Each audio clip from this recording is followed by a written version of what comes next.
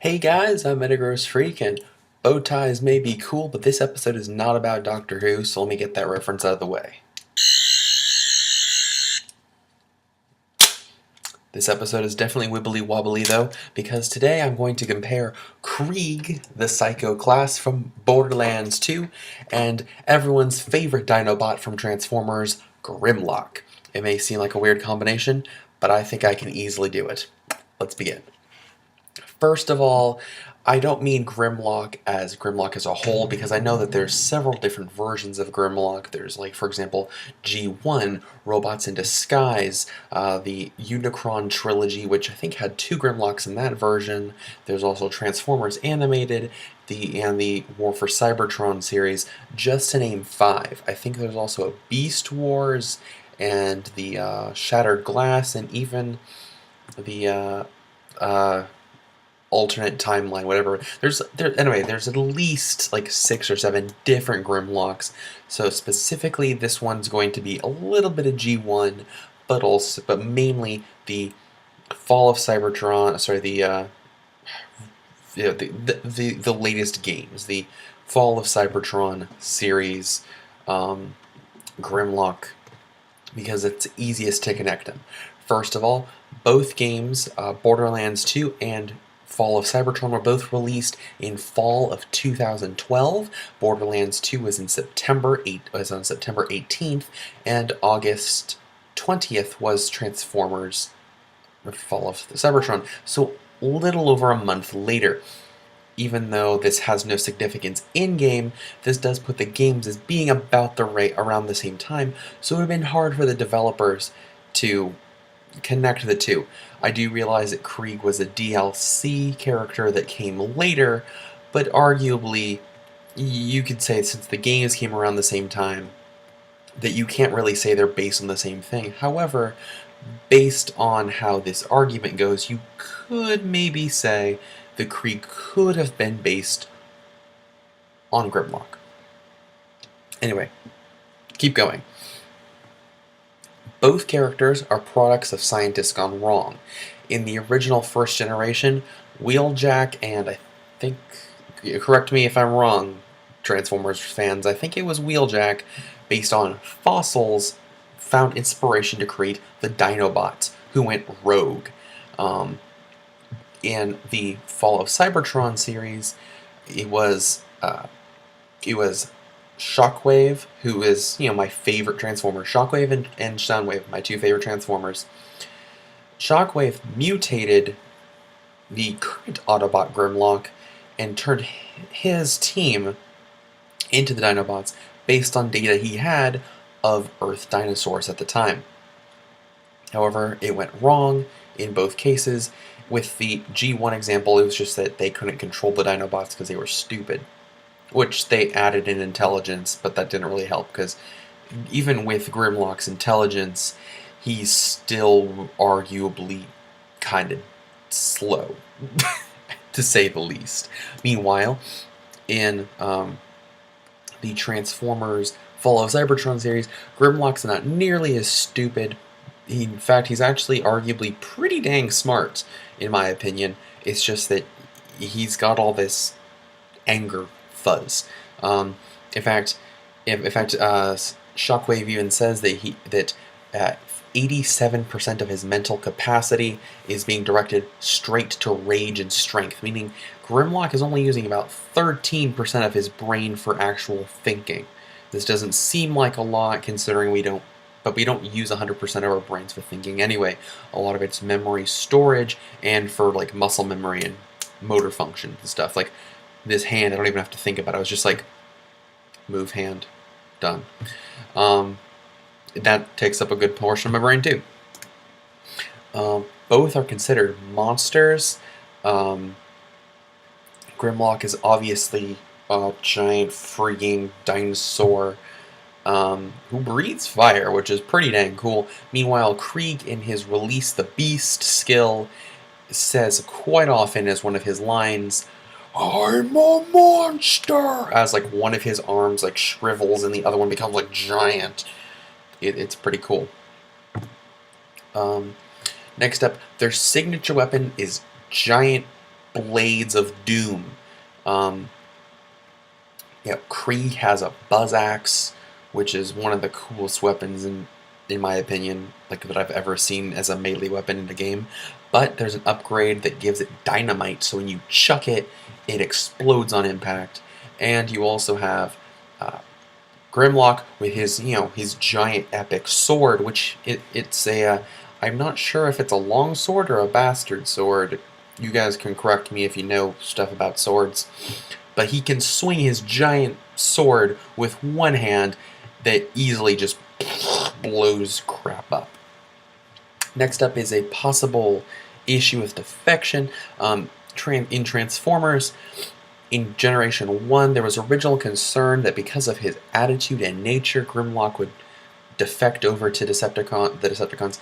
And in several cases, because of Grimlock's intelligence, sometimes he could be tricked by the Decepticons, but ultimately he always fell on the side of right. This kind of goes with Krieg, how Krieg used to be a Vault Hunter, based on his backstory, and I forgot to mention the product of the scientist's gone wrong thing with Krieg, so I'm tying this in now. Krieg used to be a Vault Hunter from what we can tell based on his lines and from his preview videos, and that Hyperion tested on him, transforming him into this beastly man that he is now. And so there's the fact that he used to be good, and then Hyperion tried to turn him into a tool, but now he's back on the side of Vault Hunters. But at the same time, like in his video in Meat Bicycle Build for 2, Maya thought he was a villain, and she tried to shoot him until he could prove his worth. Not only that, but based on that video and implications from different lines, it seems that the flesh and body Krieg, which is the dominant personality due to a dissociative identity disorder, seems to be a lot more chaotic, and it's only the will of his original conscious that basically keeps him from turning evil. In fact, there's one line that I really like that it's if you ever kill anyone innocent, I will end us, or some variation of that. So there's always that so with both of them, there's the idea that they could go over to the other side, but there's always that little bit that's nudging them onto the side of good. Next up is fire and explosions. This is mostly with Fall of Cybertron Grimlock, but with all the Grimlock levels, you of course have his brutish strength, his fire breath, and a good deal of his missions involve you picking up explosive canisters and chucking them at foes. Meanwhile, for Krieg, you have his Mania Tree, which is focused mostly on melee and being tanky. You have his Hellfire Tree, which is a huge amount of doing just crap tons of fire damage, and his two of his main biggest abilities involve breathing fire, and whenever he gets hit, just balls of fire homing on opponents, which is pretty dang cool. And then his last tree, I want to say it's not gunpowder, but anyway, the tree on his far left is all about guns and explosions, including putting the dynamite on his buzz axe.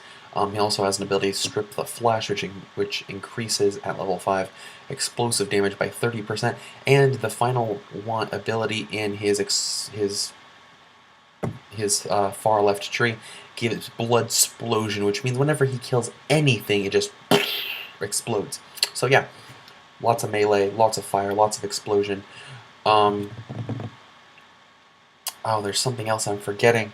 Oh yeah, rage modes. When Krieg gets low enough on health, he can go into his awesome Berserk rage mode to destroy enemies, and when he destroys things, he heals. He also has an ability that basically heals him for overkill damage, and he also just, every time he kills things in his Berserk mode, he heals, and Release the Beast also heals him if he's low enough on health. And then Grimlock here, he can heal by doing special executions, which are super powered moves, which either involve, in his robot mode, picking up enemies, and I did not grab the right thing for this. Picking up enemies and jabbing them multiple times in the gut with his sword, or when he's in dinosaur mode, picking things up with his jaw and shaking the crap out of them before tossing up into the air and then just chomping them, causing them to split in half. It's pretty cool. But anyway, both have epic ways to kill things that involve healing themselves. And finally is the story. And this is where it truly shines. So, Krieg was a Vault Hunter, a good guy. Evil scientists, Hyperion, mutated him into, his monstrous berserky form. After breaking out, he's tasked with bringing the team together of the original Vault Hunters.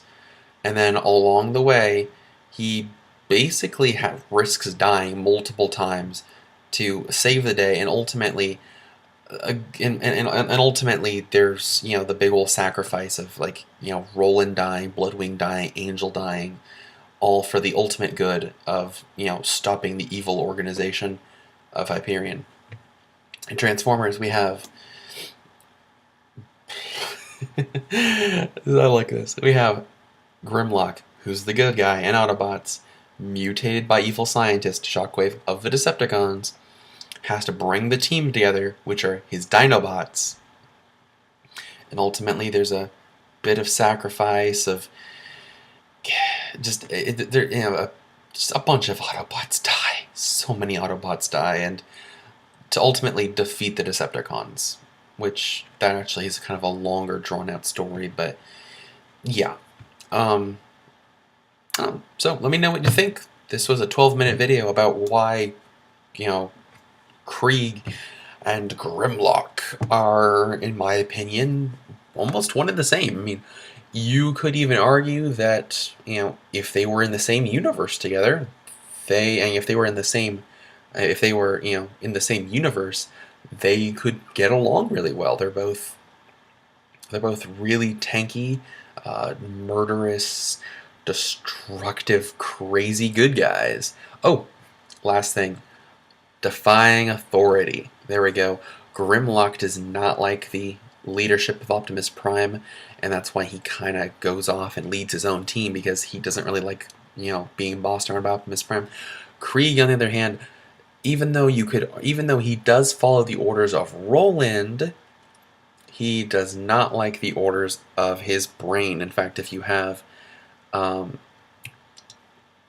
Silence the Voices, there's many of his lines when he's hitting himself in the face is like, get out, shut up, make it stop. So obviously he doesn't like the voices in his head, which are leading him on the path to goodness. There we go. So lots of reasons. That's, I think, like 8 or 9 reasons. I'm going to say 10. I'm going to just round up and say 10. 10 reasons why Grimlock and Krieg are virtually almost identical in character. So, thanks for watching.